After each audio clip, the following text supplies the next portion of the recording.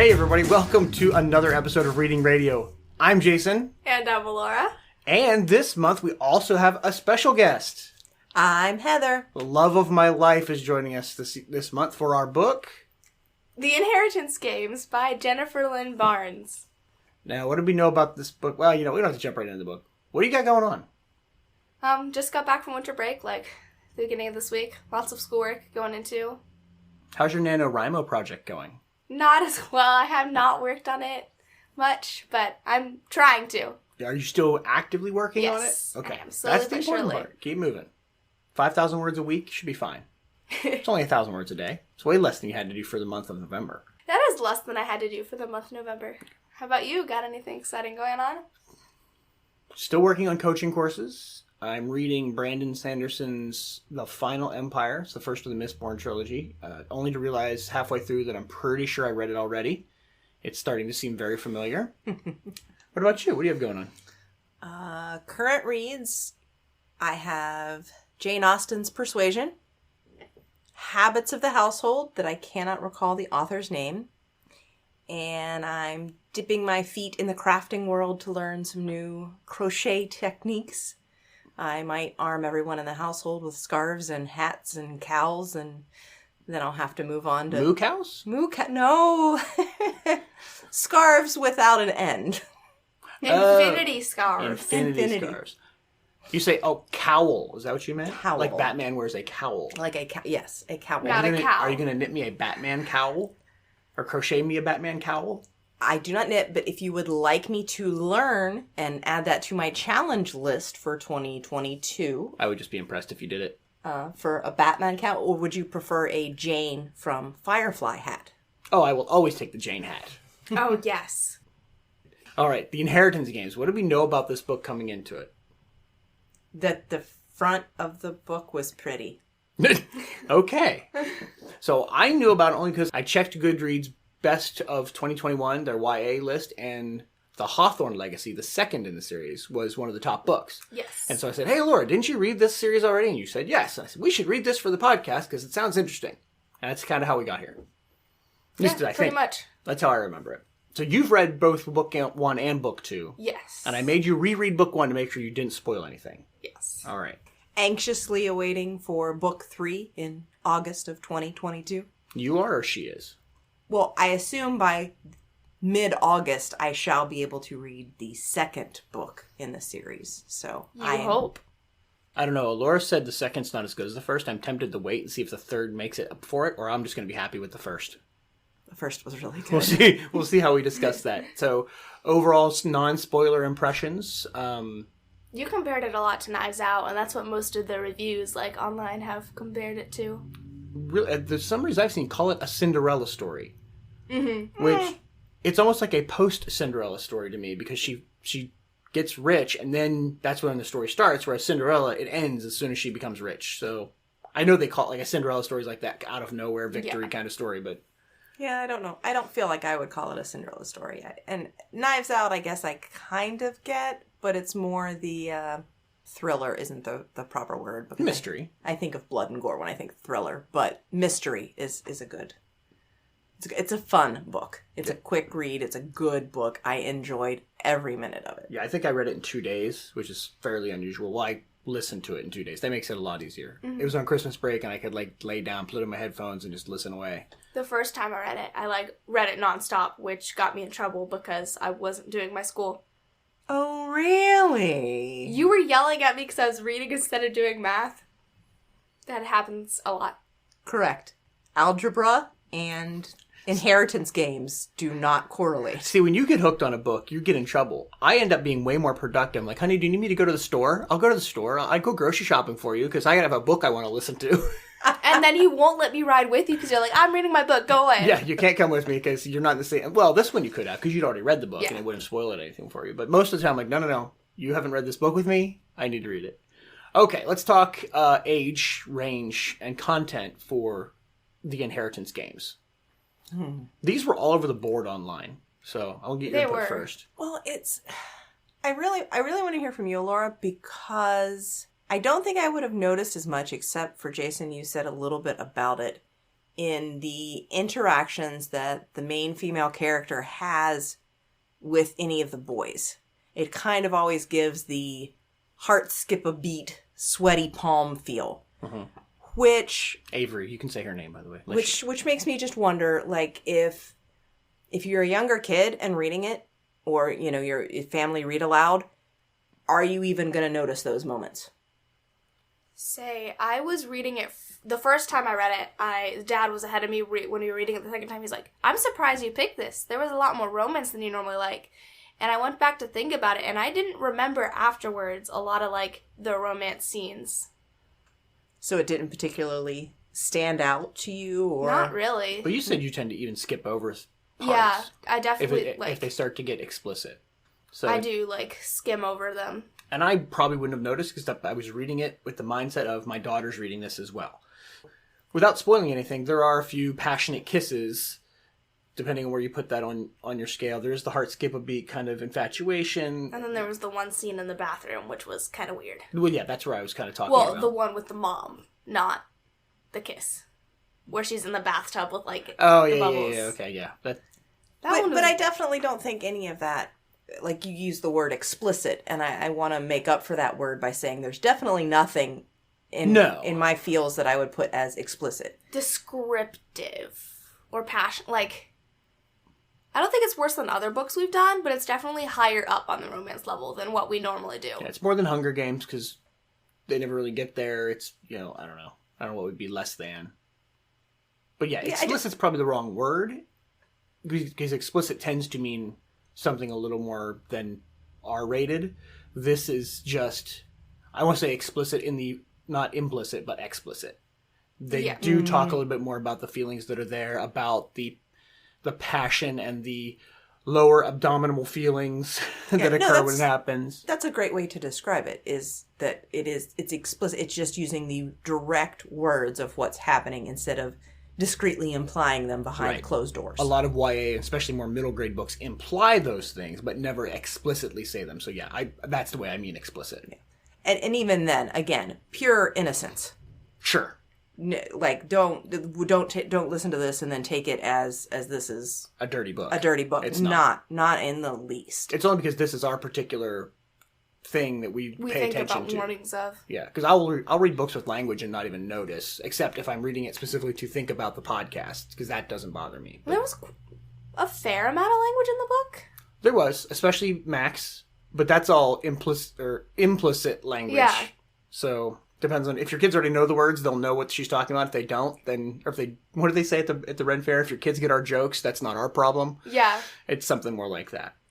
Yeah. So age-wise, like, what, 13, 14? There was the drinking, too. There was quite a decent amount of that, if that's something. Well, but the adults were drinking. Jameson was drinking quite a bit. He was drunk, like, 3 out of the 4 times she was interacting. Oh, he's still in high school, isn't he? But I think he's definitely not drinking age. I think he's only 18. 17. You know what? I do remember thinking about that, and this is not an excuse for it at all. I definitely remember thinking that because it's a rich family, it's much more normal, acceptable. Like, wine is going to be at the dinner table, whereas, like, Joe Schmo's table, that's not going to happen at. And so it's a little bit more accessible. Not that that's I was just, like, saying that as a warning, if that's something. That's fair. Because he is drunk or tipsy in a few scenes. All right, so give me your age range. What do you think? Maybe 13 or 14? Okay. I was going to go lower. Now I'm questioning myself. I mean, I would say 11 and 12 if you're doing, like, the parent read-along thing. But I could be wrong. I'll split the difference and go 13. 13? Yeah. But only because of those content things we've already said. And if your kid's beyond that and you think we're prudes, then fine. You're good. All right, scale of 1 to 5. 1 being nobody should ever read this book. Why'd they waste the paper? 5 being everybody should be forced, if we believed in force, to read this book. Oh, my goodness. I think it would be a 4, and it would have been higher if I would have known in the beginning it was more than one book. Oh, so you came in and got sideswiped with the sequel thing. Yeah, because the second book wasn't out when I read it the first time. Ah, okay. See, I didn't know there was a second book. I even came out at the end and went, is there a second book? Because there has to be. I think if we would have left out what is it, the epilogue that's at the end? I think just the last chapter or two. Yeah, like if I could have done that, I would have said 4.5. Like if I could have just not had that. Okay, let's ask once we get into the spoiler zone what it was about those chapters. But okay, so you're going 4, you're going 4. I'm going 4 as well. Oh. I think it was pretty solid read. Like I said, read it quickly. I didn't have to think a ton. You asked me all the way through, like, did you figure it out? Did you figure it out? Because I usually, with YA mysteries, they're usually easier to figure out because I have much more life experience than the target reader, and I can figure these things out. I'm a little ashamed that I didn't figure it out, but I think it's because I was going so fast.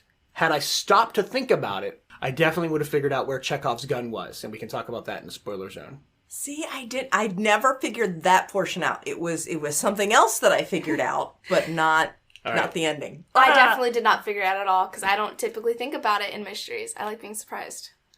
All right, we're going to head into the spoiler zone. If there's anything about this book you don't want spoiled, turn the podcast off, go read the book, come back and listen to us because now we're going to start talking about all the things that we just said we weren't going to talk about. What was it about the last 2 chapters that threw you or you didn't like? Well, I don't know that it threw me or that I didn't like. I was really content with the story. And I think maybe it was when I was in chapter 3.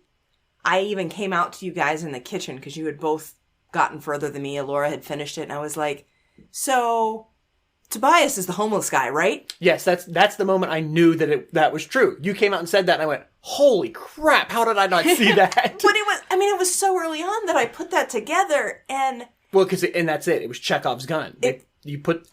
There's a part of me that felt they were doing it just to show how nice she is. Like, you wanted to set Avery up as being this sweetheart who loves the downtrodden. She's not going to be the evil stepsister when she gets the money. That's all that he was good for. And then when you said that, I went, oh, of course. Well, no. Like, for me, it was, I thought that the grandfather Tobias knew that Tobias was still alive. And that's how he picked her. I hadn't gotten to any of the games or mysteries or any of that stuff. And I was like, oh, he picked her because he knew she treated his son well. All right. Do you want to talk that or do you want to go back to the beginning of the book and come through? I think we should go back to the beginning. All right. Let's go back to the beginning. So this book opens up. I'm trying to remember how it even started now. I think it starts off with her playing the chess game and buying him breakfast. And showing that interaction. Yeah. Right? Mm-hmm. And then she goes to school and you find, okay, she's the typical social outcast. And then gets in trouble for the test. But my question is, did she pass the test? That's the only thing she cared about. She said, did she pass the test? Tell me she passed the test. And I don't honestly know at this point. And at this point, I don't think they're going to come back to it. Maybe you need to tweet the author and say, did he pass the test? I meant to talk a little bit about the author because when I looked at her picture, she looks like she's got my problem. She looks young, right? She's baby face. And then so I looked at her profile. She graduated in her undergrad in like 2002 or something like that, and then and that was at Yale, and then went to Cambridge. Ooh. So yeah, she's high end, very very intelligent woman. Studied cognitive behavior and then some sort of psychology work. And I'm like, this plays into my idea that understanding psychology helps you write great characters. Mm-hmm. Because one of the things that stood out to me about this book was she introduced 4 boys, all incredibly unique. I never had a problem telling them apart. Mm. And so often when there's multiple characters introduced like that, we get them mixed up. It's the Rosencrantz and Guildenstern problem. I don't know who's who or why I should care. But there's 4 boys. They're very unique. They all have their purpose as characters. She did a great job laying those out.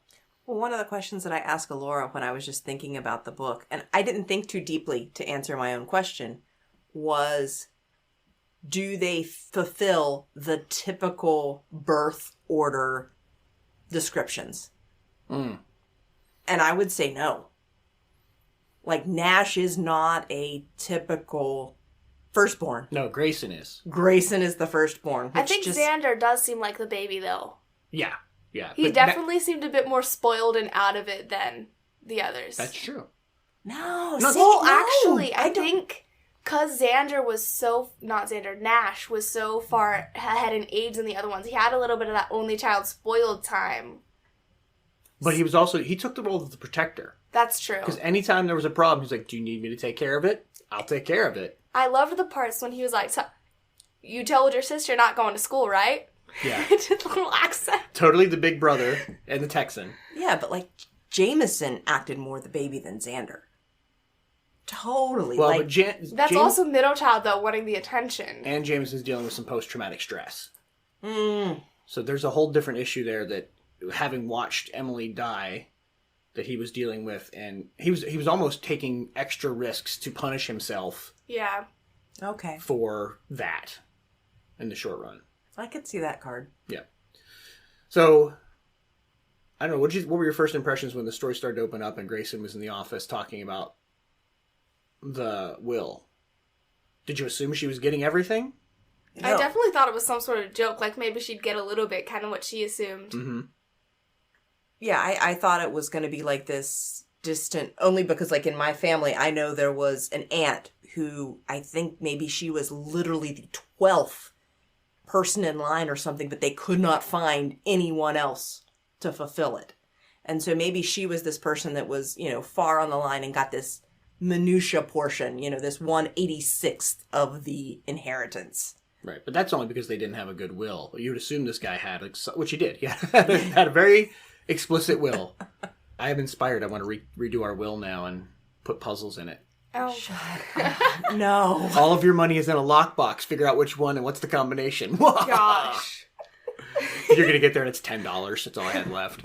I see that too. And the rights to reading radio. That's all you get. Thanks, Dad. I think the interaction after she gets back from school with Libby and her boyfriend was interesting. Their relationship seemed interesting throughout the whole thing, honestly. Oh, that's something we might have should have called out in the context part. Oh. Because there is abuse. Not only implied, but she comes back with a black eye. Oh well. We missed it. We can always put it in the description. Yeah, so go ahead. Libby and Drake. Yeah, I forgot his name for a second. How she's baking and she's like, you went back, didn't you? Mm. And the way Avery was trying to take care of Libby. The same way Libby had taken care of her. I thought that was an interesting relationship throughout the whole time. Right. Well, because it's two kids. They have to each, almost take turns. Mm-hmm. Libby's older, but not by much, and definitely doesn't have the experience to be a mom to a teenager. That's just a hard row to hoe. What did you think? So we talked about going in. You figured she was getting something. Right. Then as they read stuff off, I started thinking of Knives Out. And it was like, oh, she's getting everything. See, it really didn't hit me until the end because they were going through such a long list of the caretakers of the land and to my security guard. And yeah, I assumed that there were so many more people to go. Right. Or that he left it all to the foundation, that the large remaining chunk was left to the foundation. Interestingly, he cut the sisters out completely. Definitely a patriarchal thing. He was going to leave everything to Tobias Jr., is what they assumed. And then Sky, and I forget Sky's sister's name now, they had the conversation where, if I would have had boys, but you didn't. And then Sky has 4 boys, and I'm starting to wonder if they're you can do the in vitro fertilization where you spin to make sure you get the Y chromosomes to make sure you have boys. She just seems like she would be that manipulative that she might have done something like that. And that's why all the boys have different fathers and they never talk about them. Because she really might not know. They might have been donors. That's an interesting thought. That would be interesting. Yeah. Sometimes I get better, more interesting ideas than... what was it? We talked to Margaret Peterson Haddix and I asked her if somebody's death was actually an accident. And she's like, I hadn't thought about that. But yes, it was just an accident. I'm like, I thought I had a new story. I had not considered, but I guess the way that they brought those boys up, mm-hmm. I would be very curious the way grandfather Tobias challenged and egged on his grandsons. Did he do that to his son? I assume he would have. Probably. You're trying to create a scion to take over and be a Hawthorne. There are things that are expected of you. You need to know how to handle things. So did he just kind of transfer that drive and push that he had in his son to his grandsons? Probably. That's my assumption anyway. Yeah, that's what I would think. So we skipped over. Well, Max is one of my favorite characters, even though she's never on screen. I like Max. But her challenge back to Avery about that relationship being one-sided was really important. Because I think we all end up doing that occasionally to people, mm-hmm. Especially when we're in need. I think it's good to have, especially teenagers, see that and be like, oh, am I being on Avery right now? And only taking advantage of my friend. But her dialogue was fun. It was, definitely. So No, I feel like you guys would know exactly what I was trying to say if I did that. Right. Yeah, if I was Max's parent and heard her, I'd remove the phone anyway because I'd be like, okay, I'm very much, it's a heart matter. I don't care how you try to say the word. You're trying to say it in a demeaning manner. That's the issue, not the word. So what would you do in that situation? Which situation? Getting the money. And then having to live in the house with the original. I feel like... That was the weird part.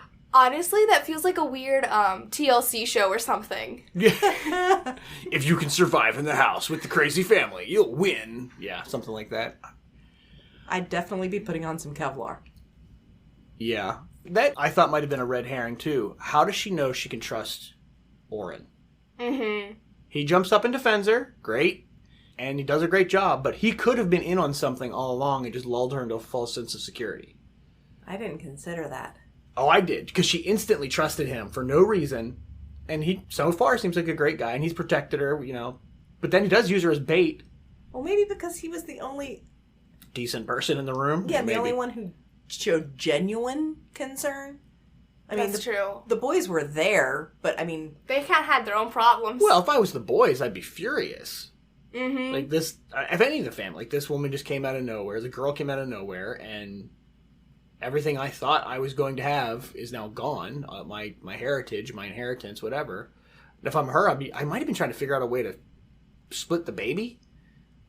Like, how do I make this right? Because it feels like I would have cheated. I definitely would have been trying to figure out the connection. Like, why me? Her constant question. She had an estranged father. Is my father related to this in some way? Did my mom know this guy?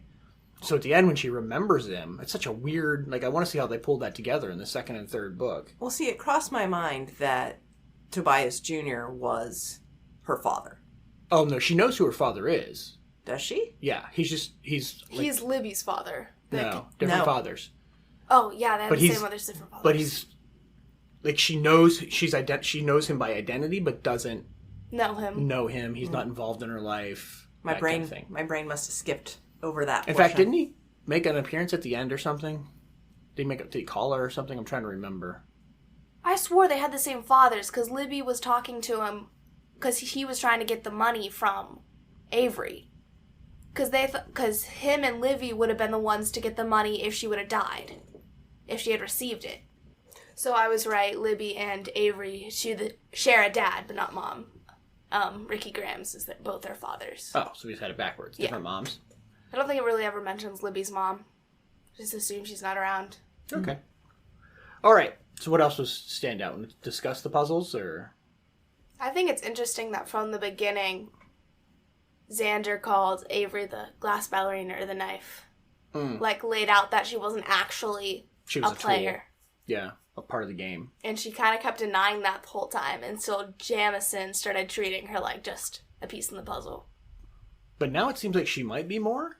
I don't know if I'd still define her as that glass ballerina. Yeah. Well, it required all 5 of them at the end. Right.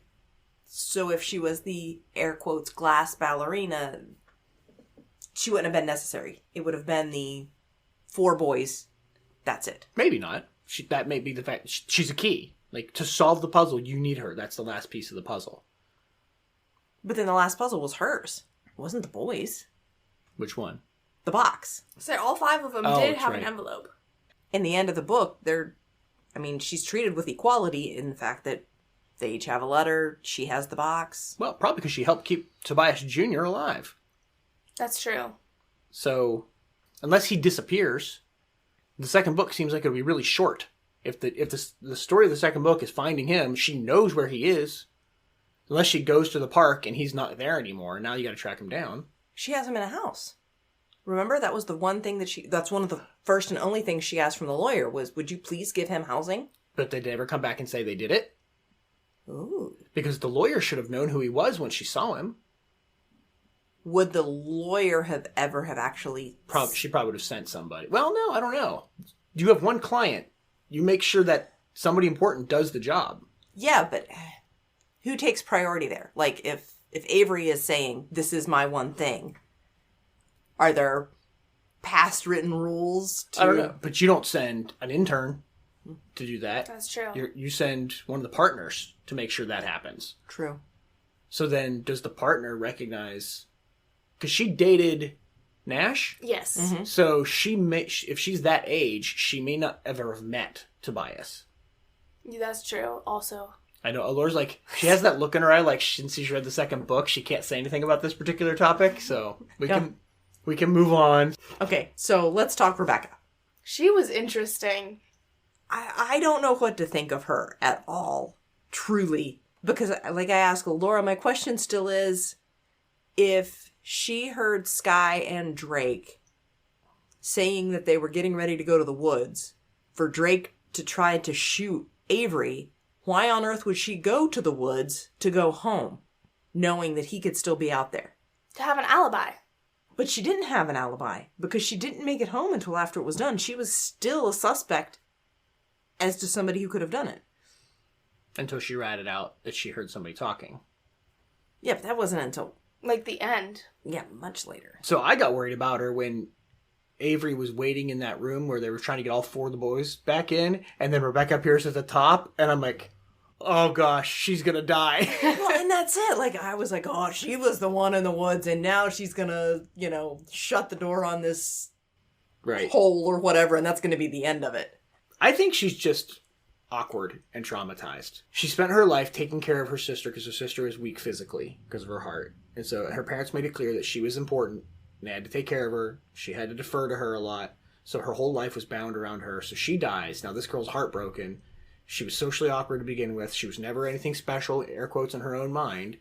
So she's just dealing with that trauma. I mean, maybe I'm taking this because now I know that the author studied psychology and I'm like armchair psychologizing, but... Well, there is a lot of trauma going on all around. Yeah, absolutely. A son that died and, mother that died. And Libby and Avery are pretty messed up from their family situation. And Emily clearly wasn't the best person either. Right. She was all sorts of cray. She was manipulative and nasty. Mm-hmm. That's why she wrote great characters. I think that insight in her studies helped her a lot to create these good characters. I'm curious if I read one of her other series, if I'd feel the same way, or why this one's the big one versus the others. I mean, I'm not keeping up on YA as much as I probably should, considering we do a podcast. But what are the big ones that are coming around this year? Why is this one at the top of the rankings? It does seem like a lot of more.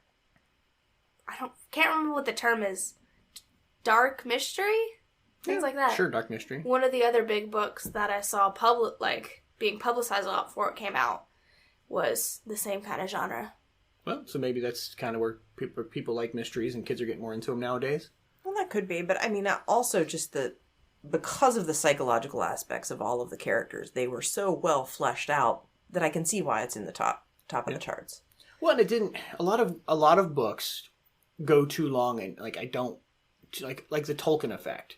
When people didn't have TVs and radio, there was that books were all you had, so mm-hmm. you'd write paragraphs and paragraphs on the leaf of the tree that's been around for 1,000 years, and here's the history of the tree, the battles that it has seen, and like, JRR, I don't care, I just don't. And so YA is usually when I want to read something lighter, I go there because kids maybe don't have that attention, and so they don't spend a ton of time doing that. And this seemed like just enough to get me hooked in and understand context and keep moving with the action. Mm-hmm. She didn't have to fully describe and pen each of their psychological wounds or their thoughts because their actions spoke so loudly in how they behaved. And so we're able to infer that because of the actions that they were taking. Yeah. Sure. Definitely very well written altogether. Yeah. I want to see if there's more to the gardener and his wife. I feel like they know more than they're letting on right now. Like, there'll be a bigger part in the next story. I don't know. They probably know where all the bodies are buried, figuratively. Like, you can't have worked for that family for that long and not know them. Really? Yeah. I mean, I hate to say it, I didn't give them too much of a thought. Other than, again, they're just probably wounded, good people that have been around this family for a long time, and their granddaughter passed because of it. Maybe. Thea was also really interesting. Oh, the cousin? Yeah. She kind of warned Avery from the start. These boys are all crazy. Yeah, it's moments like this that makes me really happy that you guys are homeschooled. Because all these girls that are going to this school are banana pants. We have our own brand of crazy, but it's a different brand of crazy. It's a brand of crazy that won't get you put in prison. Okay, what else do we want to talk about? Is there anything else? So we kind of talked about the ending already. I'm curious, which brother was your favorite? Nash. You like Nash? I did. The motorcycle riding cowboy that just didn't care about all that nonsense. Like, he stayed out of the game. Xander. Yeah. Like, I like them both. He's just the young puppy boy that, like, was good with his grandfather, didn't care if he finished the game or not. Like, he was just there. But invested in Bitcoin or whatever it is, and now he's a millionaire. His goal in the beginning, though, was to get him to keep playing, though. He kind of kept egging them on to finish. Well, that's because his grandfather asked him to do. Yeah. Make sure the game gets played. So just good-hearted kid that was brilliant with all of his Rube Goldbergs. And now he was independently wealthy, so he didn't need to play the game. Mm-hmm. It was kind of fun. Yeah, I mean, I think if I would have been around Grayson or Jameson, I'd have smacked both of them upside the head or something. Yeah, I want to know what probably. Jameson was like before Emily's death. Like, what was he like before that happened? Was he still that bad? Maybe. Grayson seemed like he was still a punk beforehand, but... Well, see, I mean, I think in a conversation with either Avery and Thea or Avery and Rebecca, you know, there's talk of... What they were like Jameson, before. yeah, of how, you know, did Emily ride in the car with you? Did Emily cliff dive with you? So I don't think that his personality was that different. He was still the risk taker. He was still the adventurous one. Maybe the drinking and the excessiveness wasn't there.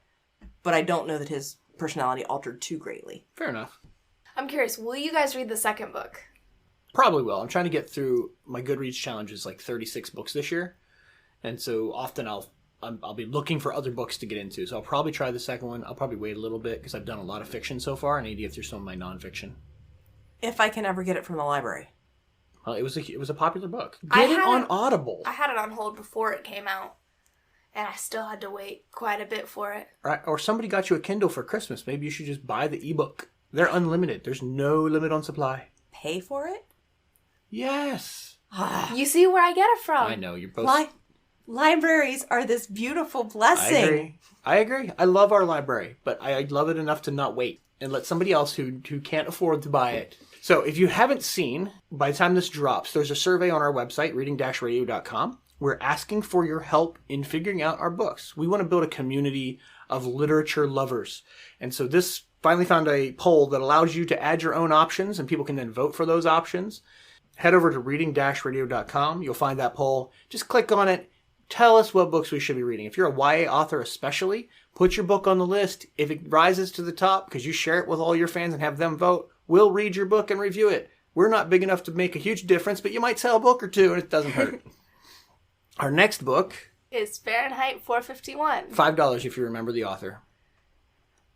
It's not Kurt Vonnegut. Not Kurt Vonnegut. It's Ray Bradbury. I had it! No, you didn't. I did too. No, you didn't. You look terrified. He stole $5 from me. So we tried to read this before. We were going on vacation somewhere and driving, listening to it, and I think we all fell asleep. Yeah. So we're gonna try this again because it's a classic. We need to get another classic. And actually, it's the third highest on our old poll for books. So we are listening to our readers. The Odyssey was number one. I just don't have the time or the patience to read the Odyssey unless we do that in September coming back, and I have all summer to read it. That's true. That might work. But well, we also have to give a little kudos here to Alora with taking new college courses starting this month. That's true. It's probably hard to read the Odyssey while taking composition and Photoshop and all these other college courses. So we will take a little bit lighter book. This is our February. Then that'll be March. We have two more books after that, and our season's over, and then we're closing out season 4. It's been a long time we've been Started working on when I this was thing. like 12 and I'm about to be 16. Anything else you want to share? Well, thanks for joining us. We appreciate your input. Thanks for having me on. Nice to have you. All right, so next month we're going to be reading Fahrenheit 451 by Ray Bradbury. I hope you enjoyed Inheritance Games by Jennifer Lynn Barnes. And until next time, Happy reading. happy reading, everybody. Reading Radio is a podcast released under a Creative Commons 3.0 share-alike license. The music that you're now hearing is by Kevin MacLeod of Income Tech, also released under Creative Commons share-alike attribution license. It means you can use this show for any non-commercial purpose as long as you give us credit. All notes and anything else you'd want to find out about Reading Radio can be found at reading-radio.com. If you head over there, you can subscribe to this podcast as well as join our Facebook group where you can contribute to telling us what books we should read. Because Reading Radio is all about bringing families and friends together through a mutual love of young adult literature. And we'd love for you to join us. Happy reading.